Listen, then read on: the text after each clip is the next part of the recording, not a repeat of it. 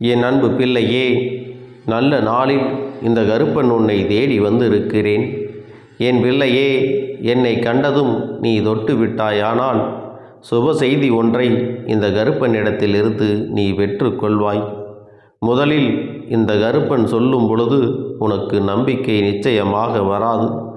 ஆனால் அந்த விஷயம் உன் வாழ்க்கையில் நடந்த பிறகு என் பிள்ளையே, எனக்கு நிச்சயமாக நீ நன்றி சொல்ல ஓடோடி வருவாய் என்பதில் எந்த ஒரு மாற்று கருத்தும் கிடையாது.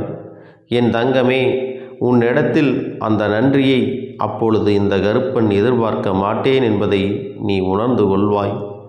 எனக்கு என் குழந்தையினுடைய சந்தோஷம், என் பிள்ளையின் வாழ்க்கையில் நடக்கின்ற ஒவ்வொரு விஷயங்களும் சரியாக நடக்கிறது என்பதில் மட்டும்தான் கவனம் இருக்கிறதே தவிர வேறு எதை பற்றிய சிந்தனையும் உன் அப்பனுக்கு இல்லை என்பதை புரிந்து கொள்ள வேண்டும்.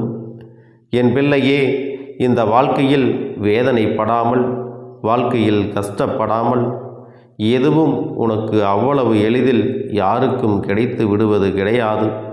நமக்கு மட்டும்தான் இத்தனை கஷ்டம், என்னை மட்டும்தான் நீ சோதிக்கிறாய் என்று சொல்வதை முதலில் நிறுத்தி, என் பிள்ளையே, நீ உன்னுடைய நிலையில் இருந்து மட்டும் பார்த்து மற்றவர்களின் நிலை என்னவென்று தெரியாமல் உனக்கு மட்டும்தான் இப்படி நடக்கிறது என்று எளிதாக சொல்லிவிடுகின்றாயானால் உண்மையில் மற்றவர்களிடத்திலிருந்து பார்த்தால்தான் தெரியும் அவர்கள் படுகின்ற வேதனைகள் என்னவென்று.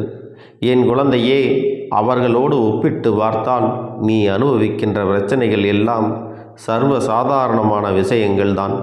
இதையெல்லாம் நீ பெரிதுபடுத்தி இருக்கவே கூடாது என்றுதான் உன் அப்பன் நான் சொல்வேன். வாழ்க்கையில் நல்ல விஷயம் நடக்கும். உன் வாழ்க்கையில் என்ன நடந்து கொண்டிருக்கிறது என்பதை புரிந்து கொள். அதை விடுத்து நீ தேவையில்லாத விஷயங்களை பேசிக்கொண்டிருக்கக்கூடாது. மற்றவர்களை பார்த்து பொறாமைப்படுவதும், நாம் மட்டும் ஏன் அழுது கொண்டிருக்கிறோம், நாம் ஏன் சிரிக்கவில்லை என்று சொல்லி புலம்புவதுமாக என் பிள்ளை ஒரு நாளும் இருக்கக்கூடாது.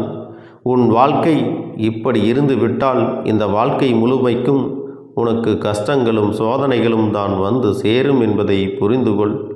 இந்த கருப்பன் உன்னை சாதாரணமாக விடவில்லை. கருப்பன் எதையும் உன்னிடத்தில் காரணமில்லாமல் கொடுப்பதும் இல்லை. இந்த அப்பன் உன் வாழ்க்கையில் ஒரு விஷயத்தை நடத்துகிறேன் என்றால் அதன் பின்னால் நடக்கவிருக்கின்ற உண்மைகளை நீ தெரிந்து கொள்ள வேண்டுமல்லவா?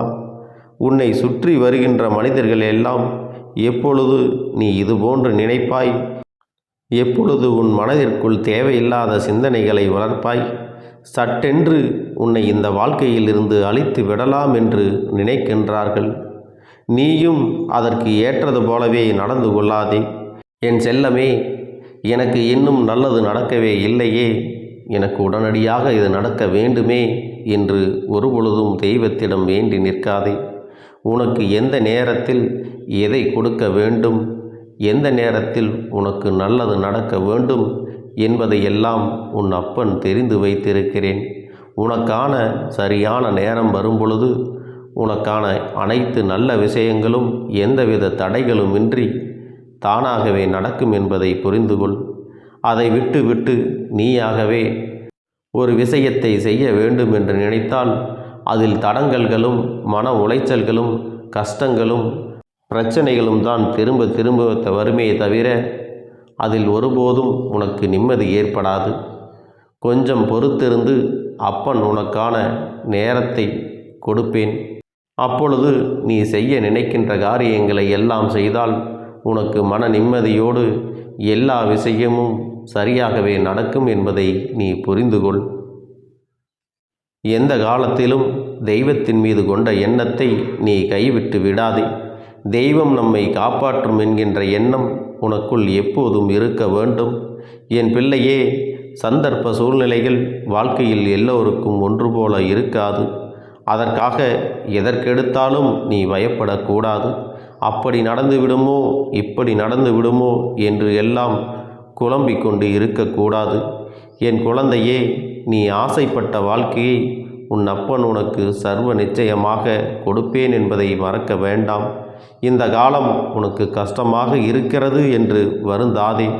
இனி வரப்போகின்ற நாட்கள் ஒவ்வொன்றும் உன்னை உச்ச நிலைக்கு கொண்டு செல்லப் போகின்றன. நீ ஆசைப்பட்ட வாழ்க்கையில் நீ எல்லாவற்றையும் அடையத்தான் போகிறாய். அது உன்னுடைய கைகளிலே கிடைக்கும். அது உன் கைகளிலே கிடைக்கும்.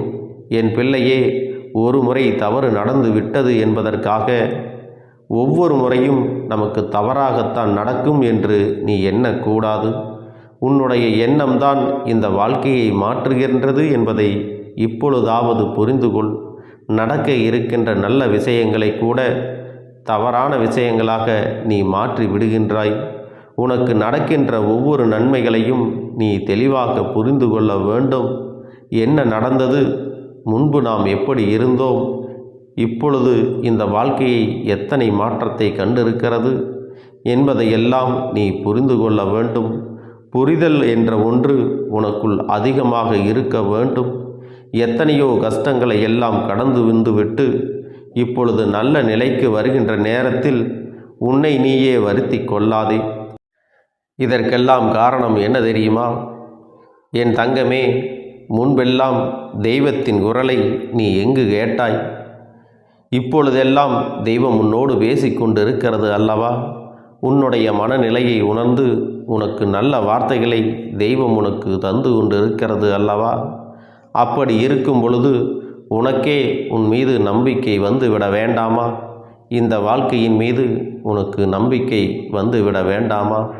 வராத பட்சத்தில்தான் உனக்கு கஷ்டங்கள் வருகிறது என்பதை நீ முதலில் புரிந்து கொள்.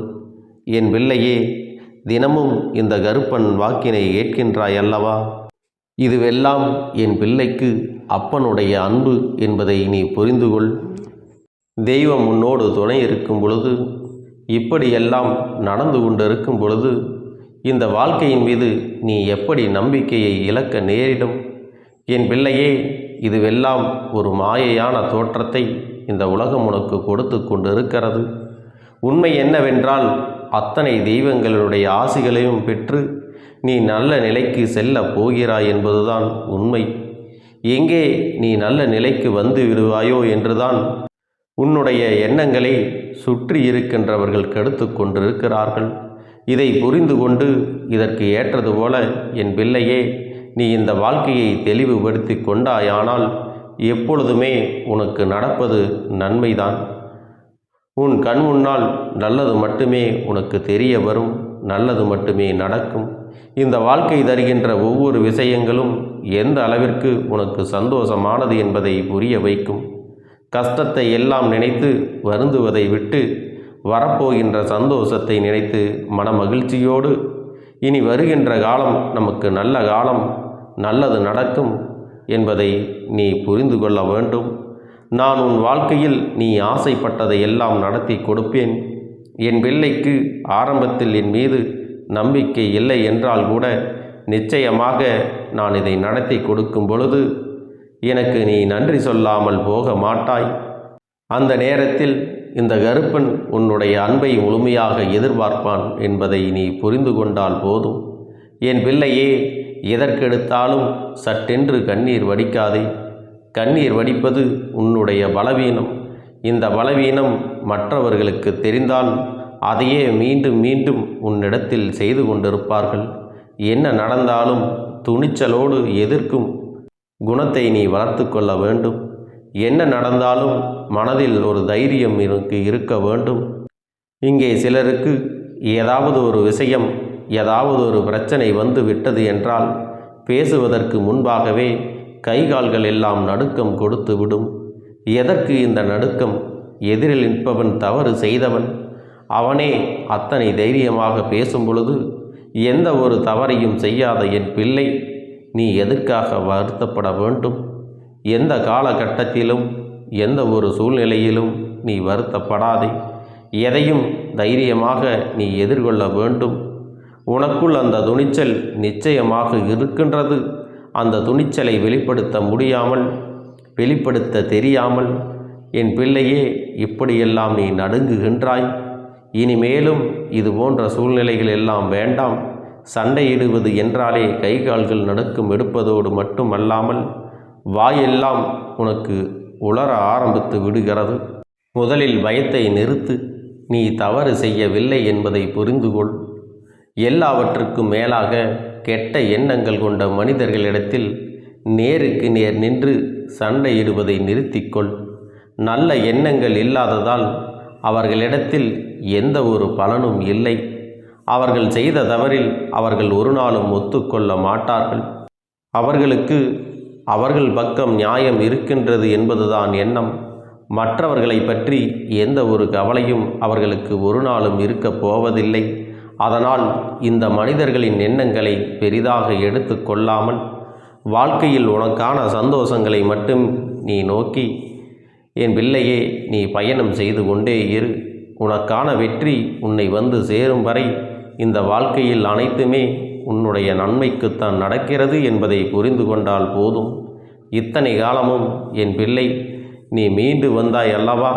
உன்னுடைய கஷ்டங்கள் எல்லாம் இனி ஒரு நாளும் உன்னை திரும்பவும் எட்டி பார்க்கப் போவதில்லை.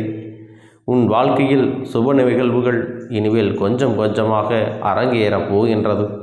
எதிர்பார்த்ததை விட சிறப்பான திருப்பங்கள் எல்லாம் உன் வாழ்க்கையில் நடக்கப் போகிறது.